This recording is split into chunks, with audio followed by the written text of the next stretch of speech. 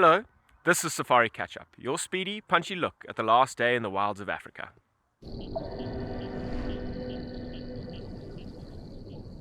A little serrated, hinged terrapin.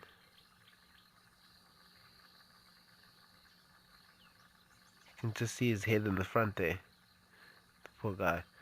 Really not keen on being run over. I don't know why you came out the water. You should have stayed in there.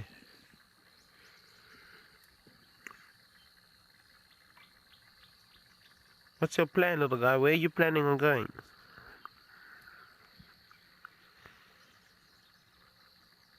Now that we're here, he's frozen, which is probably a good move. Freeze, because movement attracts attention.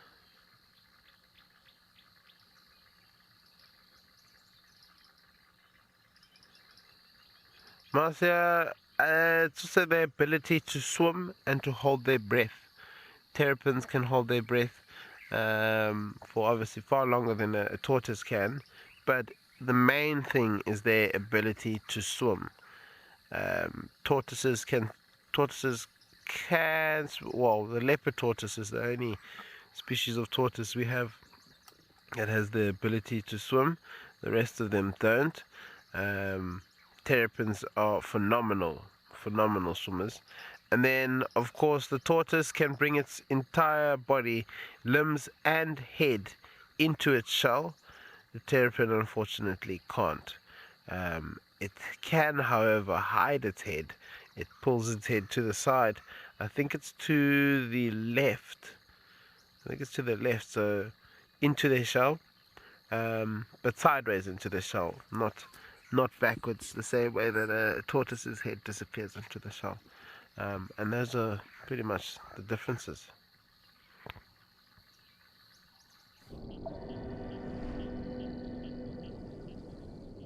This is a good morning today, and look at what we have. We have one of the black rock males. My name is Tim, and behind camera we have Big James. It's a good morning. Woke up to a roar. So this lion here gave us a very big roar this morning, and I came to this side to find out what was going on. And true to the fact, look at that.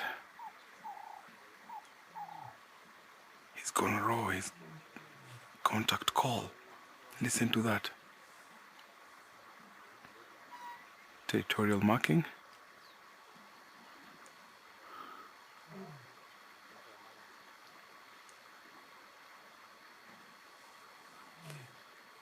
He's trying to relocate the rest of the pride and just to find out where they are. So that's a contact call. So he's been walking around trying to get the scent trail of where they've gone through. They had a kill last night. Look at his stomach. Another territorial marking, scent marking. They might have killed a zebra because I've come across a zebra carcass. So maybe he'll take us to where the rest of the pride is.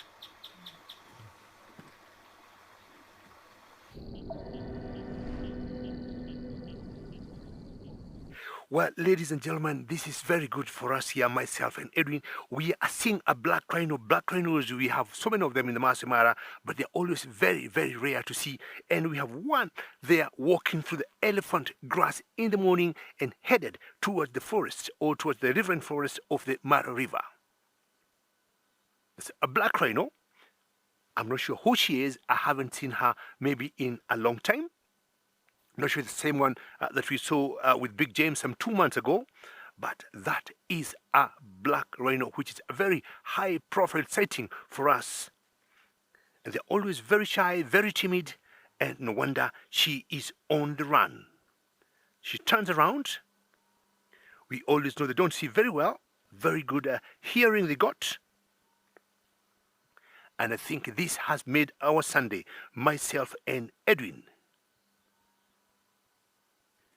Looks like a youngster by virtue of her size. And how cool to see a black rhino being mobbed or being visited by the ox pickers. And very good camera work, Edwin. He seems to be on the move. They're always very, very sensitive to any slight of noise.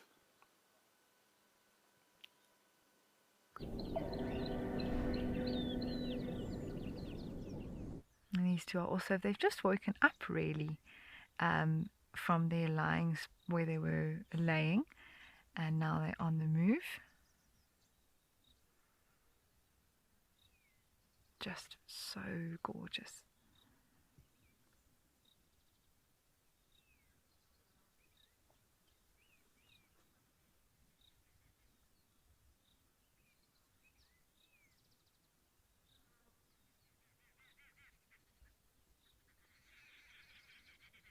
Oh, I mean, after laying down for the evening, it does tend to be time for the tummy to work a bit. There we go. Oh, a little bit runny, but maybe it's all the fresh green grass, you know. Lots of moisture A around. lot of moisture around, exactly. Exactly.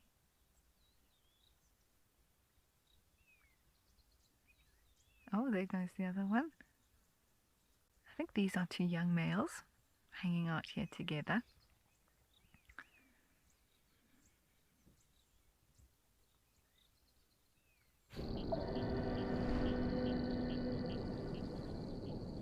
And I found these very good friends.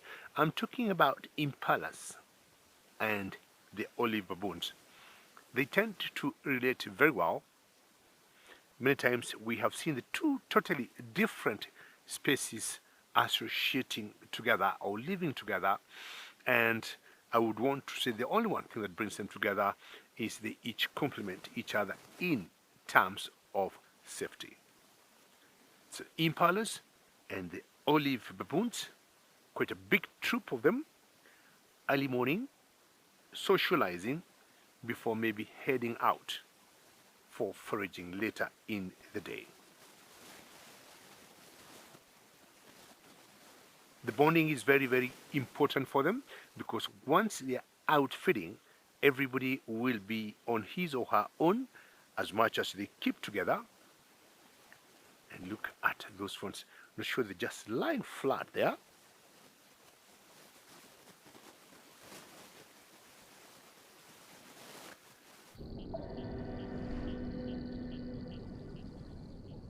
So finally we've come across Manuele, and looks like he's mating one of the young lionesses from the Pride. So it seems like this is the start of the mating season, and look at how restless the lioness is.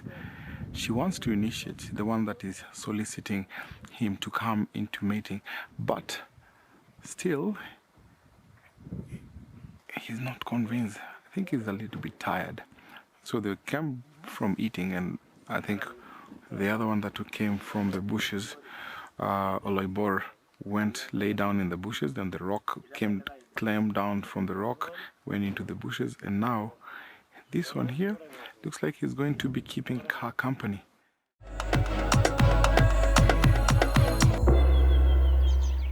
Well, look who we have found waltzing around. We don't have him for very... Oh no, big boy, why? Why must you run? But looks like Mzamba is back again. Can only poke our nose in here. Where's it going? Oh, you sneaky salamander.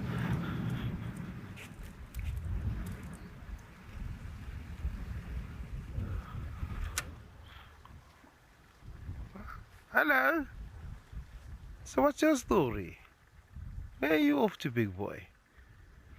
So we've been on the lookout for him for the last, how long, 5-10 minutes? We saw him earlier, and he was on a mission to cross onto, well, he was on a mission to head east, and we did not know where he was going. And because we can't off-road, it's so wet, it just made things a little extra difficult for us. but we have prevailed and we have caught up to him.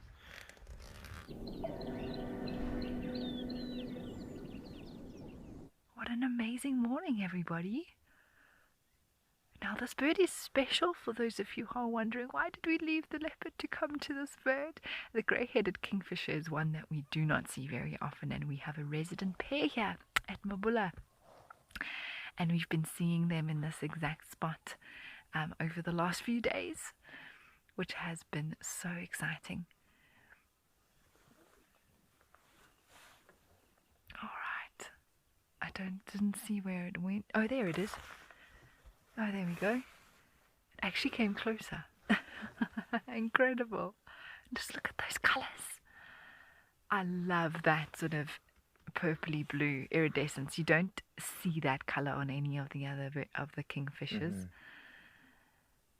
And each one is beautiful in its own right, but wow, how lucky are we to have such beautiful view of this bird. You can hear a woodland kingfisher calling. Wow, what a time of the year.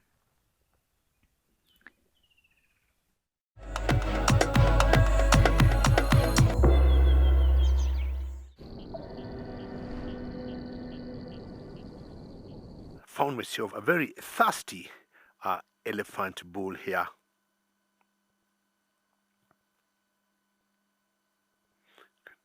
See how much water he's taking in the mouth and how much is spilling out.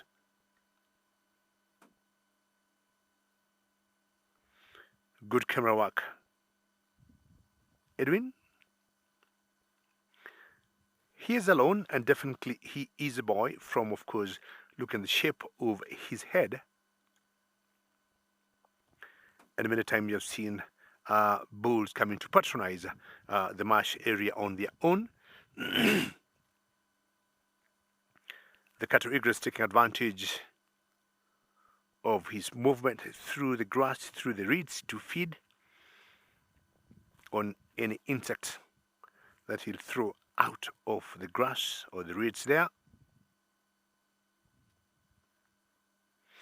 Edwin was wondering why he's alone. Edwin is on camera with me this morning, and I told him that is not out of the ordinary. Boys should be tend to be moving on their own many times. He's a very funny backbone to me, and not sure he's perfectly normal or perfectly okay, because his spine seems to be bulging up. You look at the hindquarters of this particular bull here. He's definitely young, I can tell from the size of the tusks, but he doesn't seem to be formed like the usual or the normal ellies that we know of this particular age.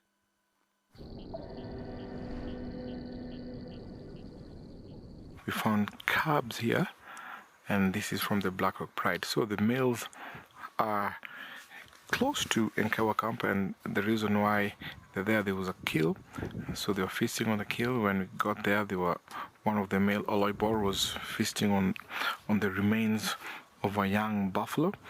So here, this pride, which we've not seen them for a little while, so they had moved their cubs from this particular spot. This is one of the den, but I'm happy that they've returned them here, because this is a prime area where there's water, there's adequate grass for herbivores to come and eat and also drink. We've seen Dagger boys coming here for mud wallow and water and the grass around here. So this is a preferred area for them. So where they had taken the cubs was a kind of like a rough area. Frida, they do. So this den, when I first started seeing them when they were born, these cubs when they were born, they were around here, and then 2 weeks later they were moved to a different spot, and the reason why they have been moved back, that area has been populated by loads of wildebeest and also buffalo. So I've seen some few wildebeest that have come around here, and that area becomes disturbed.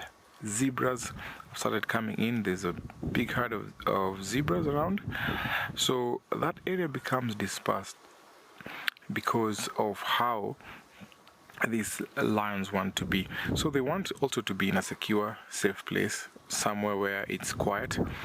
Remember, when it's quiet, it's a good place because other predators like hyenas cannot be able to tell or to come closer to here. So they always go for areas where there's plenty of game as well. And game can also sometimes give away these cubs. So for example, if some Thompson gazelle around here, they're looking at the cubs who are playing, then hyenas might come and attack the cubs, or what we call infanticide. So this spot here is, I think, one of their favorite because there is a place where animals cannot cross over. So there's a creek, and that creek is suitable for them to come here and hide them. Well, we're here at Jacis waterhole now, and we are actually watching a whole lot of weavers. But now the thing is, the amount of weavers' nests that have been put up since our first sort of investigation on them is actually quite crazy. There are so many of them, and they've kind of spread out. They've gone all the way to the right. All the nests on the right hand side in the tall tree you'll find are actually still quite green. So those are the newer nests, and the ones that are on the left hand side have been there for a while. I think those were obviously the first nests to be built here, but obviously more and more birds have decided that this is where they're going to come and do a bit of their nesting. And you can see some of the males are hard at work there. A lot of the nests unfinished. You can see there's a male center screen who's just starting. He's got his nest right in between two others. So there he's going to be looking to try and find a good anchor point. Oh, very unstable there for him. Well, let's actually see, what are you going to do here? You're going to pull those leaves off? And he's not going to pull those. So you see he's got his first strand of... what's you doing there? Are you stealing parts there?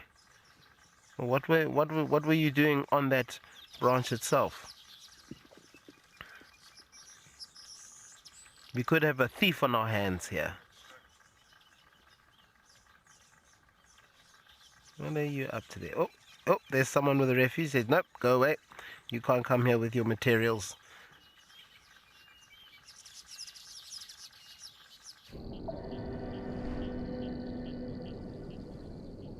I've stuck with my ostriches here, and of course I had a male and a female, and I still have them together.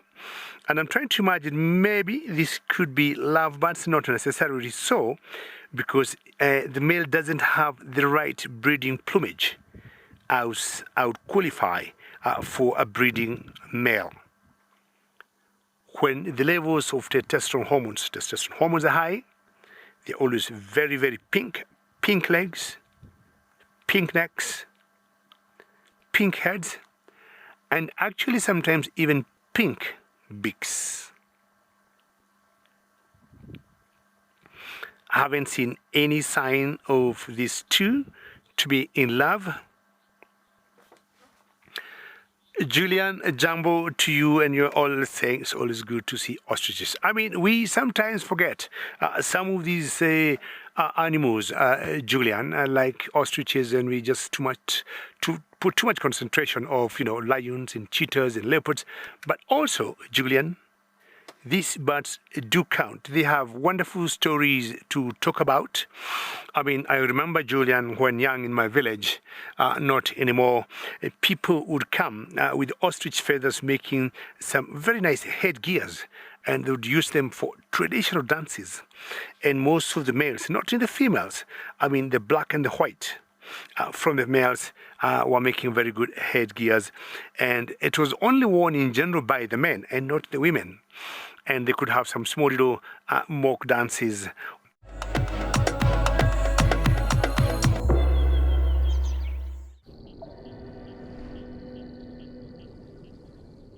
Contact call is important, and true to the fact that he was roaring ignoring and alarming, contacting and wanting to know the whereabouts of his brother and the rest of the pride. True to the fact, he rejoined with Manuele. So he went up on the rock and roared again, and then Manuele and that lioness appeared, and that is very, very nice to see. Always we talk about when lions roar, what is the meaning, why are they making that sound? It's mostly territorial display, territorial announcement, contact call. So this morning that was a contact call. So when you stay around with these species or animals, you get to learn a lot. So it seems like it's a lazy afternoon for these two, but she's the one who will be initiating the mating. So she will wake up and she'll be walking around him.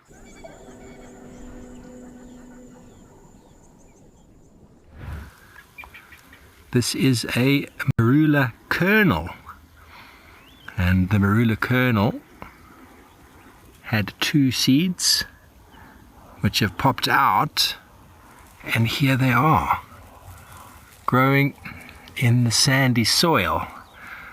Now when a tree or shrub or forb grows, they come out of the seed with 2 leaves. We call them a dicotyledon, because these 2 funny looking leaves are actually the first 2 leaves that would have erupted out. They would have come out as a pair like that and then split into 2. And then from the growth point is there in the middle, come the next ones, and then again the growth point from the middle right over there. Can you see that important? That little pinch right there is the next growth point in between these 2. This little shrub tree is going to keep blossoming up, and then it will start to take the shape of the natural leaf progression of a marula. But it's very difficult, in my opinion, unless you've seen hundreds of them, to always identify what species it is when they're popping up out of the ground.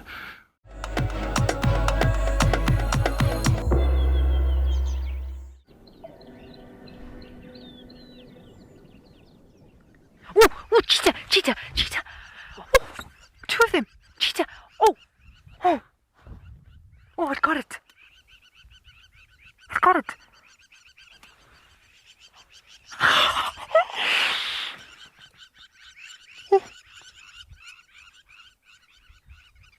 Oh my word! Oh my gosh!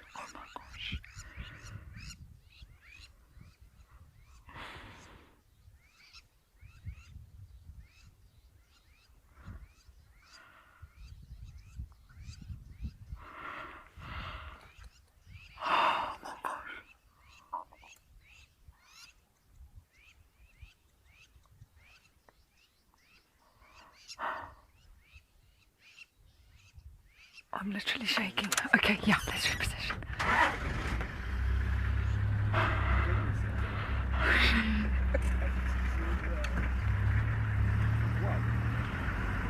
I just saw this cheetah coming full speed.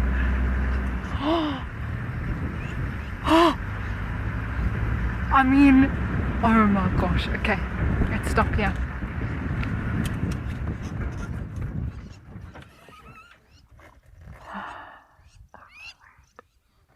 They've got a blessed by calf, everyone. We were looking at them yesterday.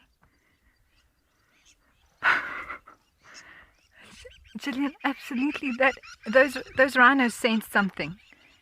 I mean, I couldn't see them. They were stalking from the thickets on the other side of the plains. It happened in a split second. I can't believe this.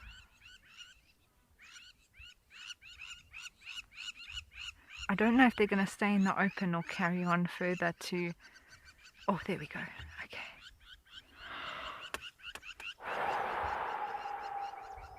That's my first cheetah kill. And first for BK.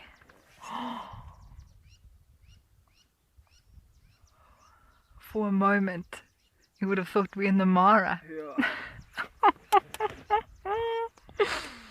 Well done, PK. That was a lot to do very quickly. My goodness. Oh, there it goes there. Okay.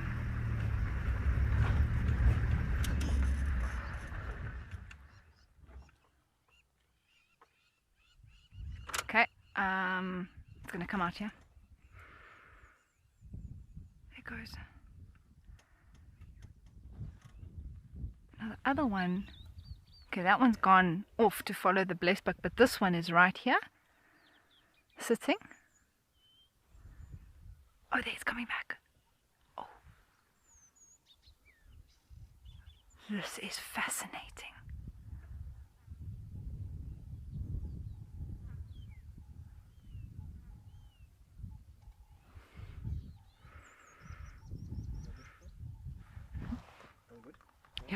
Yeah, there is. The second one is just here. Okay. I think, yeah, we can go forward. It's difficult because of the road. Okay, no, because this one's walking here now. I'm just going to reverse and he's probably going to come right in front of us. So the other brother is now making his way to the other one, but not rushed at all. And I think what happened there is that first chase we got was a serious full-on sprint to actually catch the baby blessed buck. Once they had it, they started to suffocate it, and then they obviously it's tiring to be able to do something like that. So it got away a little bit, and now they've re-caught it again.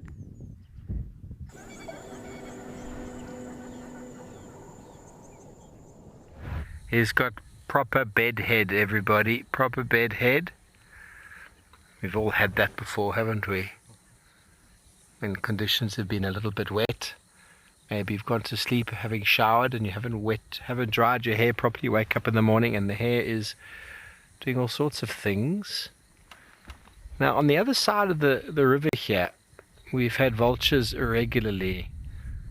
And I feel like a small portion of the pride, they're in little clusters around the reserve. I don't think the whole pride is together. They're in clusters, 3, maybe 4 clusters, I don't know. They've all been feeding on pretty substantial meals just across here. We've seen the vultures, but we haven't managed to get any access to that side. So, well, we've just been constantly checking, and finally our patience has paid off. David was saying in the beginning of the drive he's got a bit of a, what did he say? He's feeling a little bit lost without lions. What was the words he said? A lion withdrawal. We haven't seen a lion since we saw this guy almost a week ago. Hey, Paul. Annalie, I will encourage Paul to wear his pink socks daily until they start smelling like the silver cluster leaves. We've come past our southernmost weaver again, and a few times we've been here, he's chased away other males. So if any other males wanted to help or assist or build a colony with him, he has rejected it, and he is now busy with his 4th nest. Last time we were checking in on him, the 3rd nest, the one that's in the middle towards the bottom, was still being constructed, and or was it the one on the right? I can't remember now. We change positions sometimes. But there were 2 ladies attending to the 2 completed nests, and he's now busy, and here he comes. There goes a female into one of them. So that middle one is occupied.